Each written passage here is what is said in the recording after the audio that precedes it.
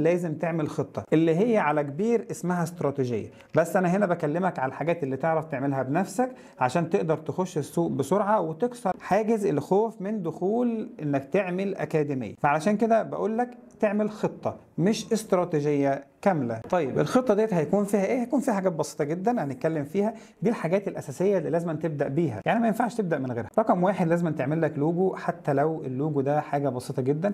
مش لازم تروح تعمل لوجو من أبو 70 و80 والقصة دي كلها، لا، يعني شوف لك حد ديزاينر كده كويس يعمل لك لوجو محترم، حاجة تتشاف شكلها كويس. ده الكلام ده كله ممكن يتراوح في حدود مثلا ما بين 5000 ل 7000 جنيه، يعني بما يساوي مثلا 120 دولار. فالموضوع ان شاء الله بسيط جدا، بس لازم تعمل لوجو والوان. مش هقول لك تعمل ايدنتي وحاجه كبيره وفخمه، ولكن لوجو ليه الوان ثابته بحيث انك تقدر تعمل ديزاين تخلي الناس دايما لما تشوف الشغل بتاعك تعرف ان انت الاكاديميه الفلانيه. فمهم جدا انك تعمل اللوجو والالوان بتاعتك.